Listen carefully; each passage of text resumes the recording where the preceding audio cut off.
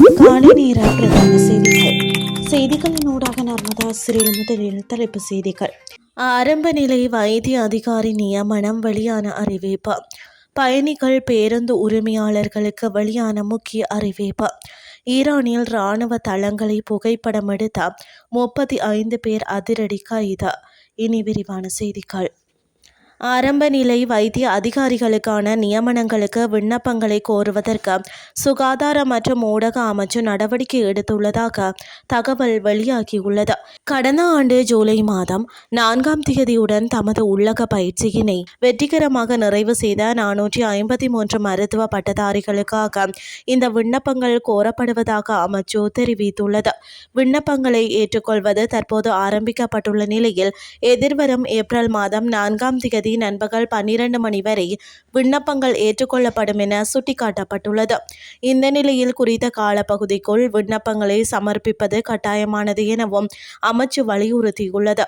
அத்துடன் நிர்ணயிக்கப்பட்ட இறுதி திகதிக்கு முன்னதாக விண்ணப்பங்களை சமர்ப்பிக்காத விண்ணப்பதாரர்கள் தொடர்பாக சுகாதார மற்றும் ஊடக அமைச்சு எவ்வித பொறுப்பையும் ஏற்காது எனவும் அமைச்சு தெரிவித்துள்ளது. திருத்தப்பட்ட பேருந்து கட்டணங்களை பேருந்துகளுக்குள் பயணிகளுக்கு காட்சிப்படுத்துமாறு மேல் மாகாண பயணிகள் போக்குவரத்து சேவை அதிகார சபை அறிவித்துள்ளது.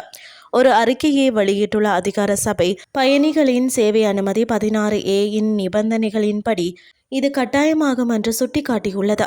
சம்பந்தப்பட்ட அறிவிப்புகள் பேருந்துகளுக்குள் வைக்கப்பட வேண்டும் என்றும் அவ்வாறு செய்யாத பேருந்துகளின் உரிமங்கள் தற்காலிகமாகவோ அல்லது நிரந்தரமாகவோ ரத்து செய்யப்படும் மற்றும் அபராதம் விதிக்கப்படும் என்றும் தெரிவிக்கப்பட்டுள்ளது. அதன்படி சம்பந்தப்பட்ட கட்டணங்கள் காண்பிக்கப்பட்டுள்ளதா என்பதை கண்டறிய சோதனைகள் தொடங்கப்படும் என்றும் இது தொடர்பாக பயணிகளுக்கு ஏதேனும் முறைப்பாடுகள் இருந்தால் அவர்கள் போக்குவரத்து சேவை அதிகார சபையிடம் தெரிவிக்கலாம் என்றும் கூறியுள்ளது. இந்த நிலையில் சம்பந்தப்பட்ட முறைப்பாடுகளை 011-28-60-860 என்ற தொலைபேசி எண்ணுக்கோ அல்லது 070-28-60-860 என்ற வாட்ஸ்அப் எண்ணுக்கோ தெரிவிக்கலாம்.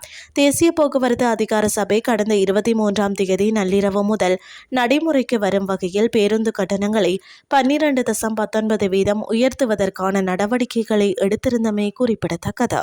இனி வெளிநாட்டு செய்திகள். ஈரானின் மேற்கு மாகாணமான லோரேஸ்தானின் இராணுவ முக்கியத்துவம் வாய்ந்த இடங்களை இரகசியமாக புகைப்படம் எடுத்த 35 பேரை அந்நாட்டு பாதுகாப்பு படையினர் கைது செய்துள்ளனர். ஈரானின் தஸ்னீம் செய்தி நிறுவனம் இந்த குறித்த தகவலை வெளியிட்டுள்ளது.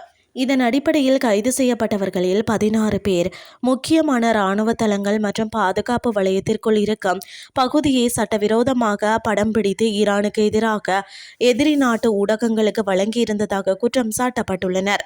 மீதமுள்ள 19 பேர் சமூக வலைதளங்கள் மற்றும் இதர ஊடகங்கள் வாயிலாக பொதுமக்களிடையே பீதியை ஏற்படுத்தும் வகையில் தவறான தகவல்களை பரப்பியதாக கைது செய்யப்பட்டுள்ளனர்.